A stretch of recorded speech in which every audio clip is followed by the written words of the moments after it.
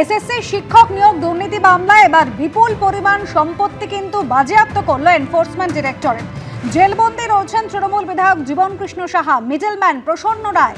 তাদের কয়েকজনে প্রায় 58 কোটি টাকার সম্পত্তি বাজেয়াপ্ত করা হয়েছে। বাজেয়াপ্ত করা বিপুল সম্পত্তির তালিকায় রয়েছে রেসিডেন্সিয়াল অ্যাপার্টমেন্ট, ভিলা, জমির প্লট। এমনই খবর ইডি সূত্রে। এছাড়াও রাজারহাট, নিউ টাউন, কলকাতার উপকণ্ঠে বিপুল সম্পত্তির হদিশও মিলেছে। সেই বিপুল পরিমাণ সম্পত্তি এবার বাজেয়াপ্ত করেছে এনফোর্সমেন্ট ডিরেক্টরেট। উত্তর 24 পরগনা, মুর্শিদাবাদ এবং পূর্ব বর্ধমানেও তাদের বিপুল সম্পত্তির হদিশ মিলেছে। অযোগ্যদের থেকে টাকা তোলা এবং সেই টাকা কিভাবে হ্যান্ডেল করা হবে সে কাজ পুরোটাই দেখতেন কিন্তু জীবনকৃষ্ণ সাহা। প্রেস যে বিজ্ঞপ্তি ছিল তাতেও প্রসন্ন রায়কে প্রধান মিডলম্যান বলে উল্লেখ করেছে ইডি। ইডির দাবি, প্রসন্ন রায় তার সহযোগীদের নিয়ে অযোগ্য প্রার্থীদের থেকে প্রচুর টাকা তুলেছিলেন আর এবার তাদের বিপুল পরিমাণ সম্পত্তি বাজেয়াপ্ত করল ইডি।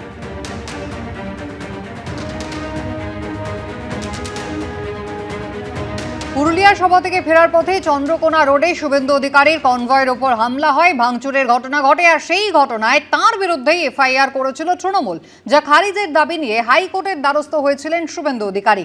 গতকাল সেই মামলায় তাকে 29শে জানুয়ারি পর্যন্ত অন্তর্বর্তী রক্ষা কবচ দিলেন বিচারপতি শুভ্রা ঘোষ। পাশাপাশি রিপোর্ট তলব করা হয়েছে শুভেন্দু অধিকারীর নিরাপত্তার দায়িত্বে থাকা সিএপিএফ এবং রাজ্য সরকারের থেকে।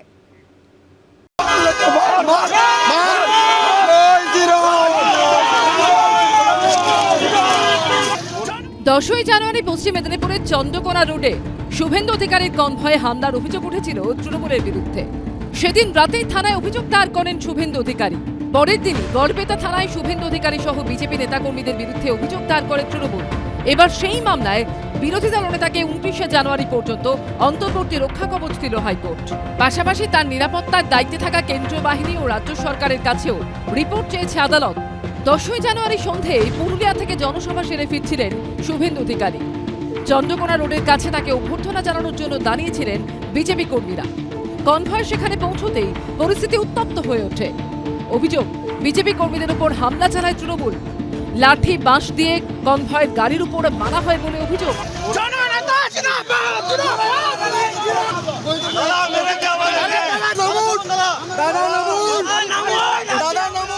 দুপক্ষের স্লোগান পাল্টা স্লোগানে রণক্ষেত্রের পরিস্থিতি তৈরি হয়।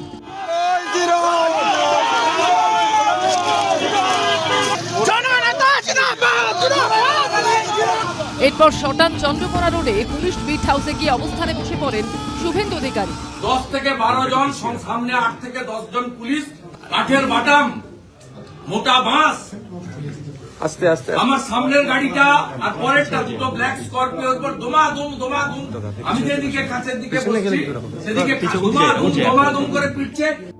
শুভেন্দু অধিকারী অভিযোগ দায়ের করেন।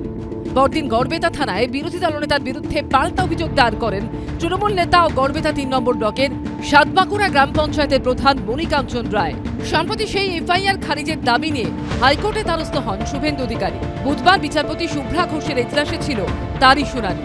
এদিন দুপক্ষের সওয়াল জবাব শুনে বিরোধী দলনেতাকে অন্তর্বর্তী রক্ষা কবচ দিল আদালত।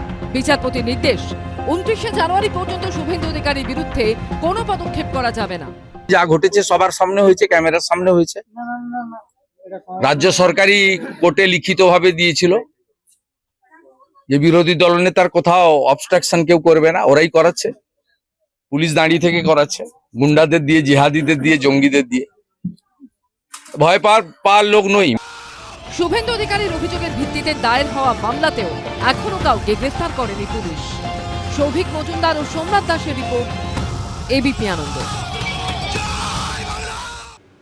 রাজীব কুমারের পর রাজ্যের পরবর্তী ডিজিকে এই নিয়ে জটিলতা কাটাতে শুক্রবারের মধ্যে ইউপিএসসিকে তালিকা পাঠানোর জন্য রাজ্য সরকারকে নির্দেশ দিল ক্যাট। 28শে জানুয়ারি আলোচনার পর 29শে জানুয়ারি সম্ভাব্য তালিকা পাঠাবে ইউপিএসসি। রাজ্য পুলিশের পরবর্তী ডিজি কে?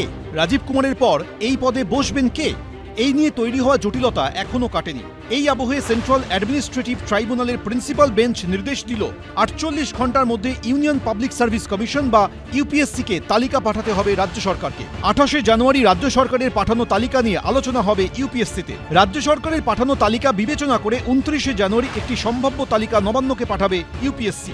আইপিএস রাজেশ কুমারের দায়ের করা মামলায় ক্যাটের নির্দেশ, তৎকালীন ডিজিপি মনোজ মালব্য যখন অবসর নেন তখন যেসব আইপিএসের 6 মাস চাকরি ছিল তাদের প্রত্যেকের নাম তালিকায় বিবেচনা করতে হবে রাজ্য সরকারকে। 2023 সালের 28শে ডিসেম্বর রাজ্য পুলিশের ডিজি পদ থেকে অবসর নেন মনোজ মালব্য। তার জায়গায় ভারপ্রাপ্ত ডিজি হিসেবে দায়িত্ব নেন রাজীব কুমার।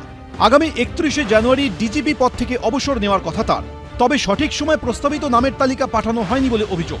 আইপিএস রাজেশ কুমার ক্যাটের কাছে অভিযোগ করেন অন্যায়ভাবে তাঁদের ওই পদ থেকে বঞ্চিত করা হয়েছে। ইউপিএসসির দাবি, সুপ্রিম কোর্টের নির্দেশ অনুযায়ী প্রাক্তন ডিজিপির অবসরের 3 মাস আগে অর্থাৎ 2023 সেপ্টেম্বর মাসে রাজ্য সরকারকে পরবর্তী স্থায়ী ডিজিপির প্রস্তাবিত নামের তালিকা পাঠাতে হবে। কিন্তু 1.5 বছর দেরি করে 2025 জুলাই মাসে রাজ্য সরকারের তরফে নাম পাঠানো হয় এবং এমপ্যানেলমেন্ট কমিটি মিটিং বা ইসিএম এর প্রস্তাব দেওয়া হয়। মুখ্য সচিবকে দেওয়া চিঠিতে সুপ্রিম কোর্টের 2018 একটি মামলার উল্লেখ করে কেন রাজ্য সরকার নাম পাঠাতে এত দেরি করল সেই প্রশ্ন তোলে ইউপিএসসি। তার ব্যাখ্যাও দেয় সরকার। সূত্রে খবর, কমিটির সদস্যরা ঐকমত্যে পৌঁছতে না পারায় সলিসিটর জেনারেলের কাছে মতামত চায় ইউপিএসসি। সলিসিটর জেনারেলের পরামর্শ অনুযায়ী রাজ্য সরকারের পাঠানো নামের তালিকা ফেরত পাঠিয়ে সুপ্রিম কোর্টে যাওয়ার পরামর্শ দিয়ে মুখ্য সচিবকে চিঠি দেন ইউপিএসসি এআইএস শাখার ডিরেক্টর। শেষ পর্যন্ত 48 ঘন্টার মধ্যে ইউনিয়ন পাবলিক সার্ভিস কমিশন বা ইউপিএসসিকে তালিকা পাঠানোর জন্য রাজ্য সরকারকে নির্দেশ দিল ক্যাট।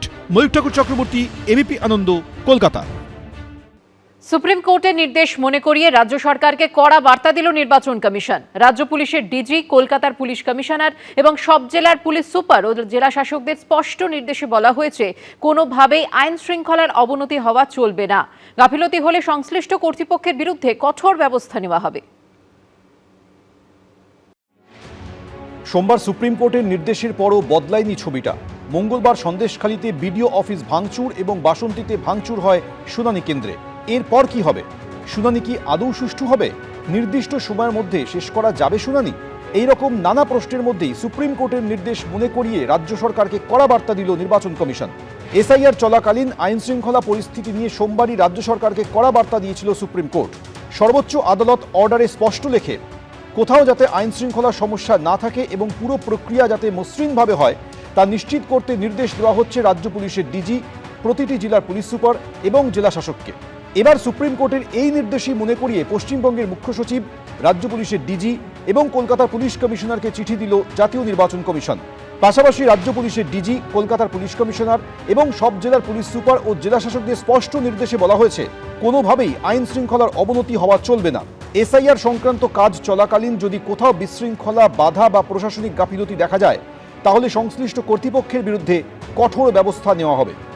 সুপ্রিম কোর্টের আদেশ, নির্বাচন কমিশনের বার্তা, সেটা যখন ভুলুণ্ঠিত হচ্ছে সেই সময় দাঁড়িয়ে আমরা নিশ্চিতভাবে আশা রাখি যে সুপ্রিম কোর্ট আরো কঠিন এবং কঠোর নির্দেশিকা বা আদেশ এই রাজ্যের পশ্চিমবঙ্গ সরকারের প্রতি দেবে, যা মানুষের জীবন সুরক্ষা শুধু নয়, রাজ্যের আইন শৃঙ্খলা পরিস্থিতিকে স্বাভাবিক করতে সহযোগিতা করবে।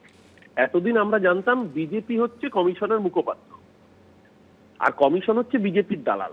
আজকে দেখলাম নির্বাচন কমিশন হচ্ছে বিজেপির মুখপাত্র, মানে বিজেপির স্ক্রিপ্ট প্রম্পট করছে নির্বাচন কমিশন। সবার আগে তো নির্বাচন কমিশন ভায়োলেট করেছে সুপ্রিম কোর্টের অর্ডার। সবার আগে তো জ্ঞানেশ কুমারের উচিত কন্টেম্প্ট অফ কোর্ট দেওয়া। সবার আগে ওকে প্রয়োজন করলে সুপ্রিম কোর্টকে দেখে পাঠানো উচিত। আগে নির্বাচন কমিশন প্রমাণ করুক যে নিজেরা ভোট চোর নয়, নিজেরা বিজেপির দালাল নয়। মুখ্য নির্বাচন কমিশনার জ্ঞানেশ কুমার পশ্চিমবঙ্গের ভোটারদের আশ্বস্ত করে বলেছেন, কাউকে আইন হাতে তুলে নিতে দেওয়া হবে না এবং কেউ তা করলে কঠোর ব্যবস্থা নেওয়া হবে। সুপ্রিম কোর্টের নির্দেশ অক্ষরে অক্ষরে পালন করার কথা মনে করানোর পাশাপাশি চিঠিতে এসআইআর এর জন্য পর্যাপ্ত কর্মী মোতায়েন করার কথাও বলা হয়েছে। এর পাশাপাশি পশ্চিমবঙ্গের সিইওকেও চিঠি দিয়েছে জাতীয় নির্বাচন কমিশন। তাতে বলা হয়েছে, 24শে জানুয়ারির মধ্যে লজিক্যাল ডিসক্রিপেন্সি এবং আনম্যাপড ভোটারদের নাম গ্রামাঞ্চলের ক্ষেত্রে পঞ্চায়েত, মহকুমা শাসকের দপ্তর এবং বিডিও অফিস ও শহরাঞ্চলের ক্ষেত্রে ওয়ার্ড অফিসে টাঙাতে হবে। এই দুই ক্যাটেগরিতে থাকা ব্যক্তিরা তাদের নথি অনুমোদিত প্রতিনিধির মাধ্যমে জমা দিতে পারবেন। সেই প্রতিনিধি বুথ লেভেল এজেন্ট বা বিএলএ হলেও আপত্তি নেই, তবে প্রতিনিধির কাছে ভোটারের অনুমোদনপত্র থাকা বাধ্যতামূলক। যে অফিসার শুনানির নথি জমা নেবেন অথবা শুনানি করবেন তিনি নথি প্রাপ্তি এবং শুনানি সম্পন্ন হওয়ার বিষয়টি লিখিতভাবে দেবেন।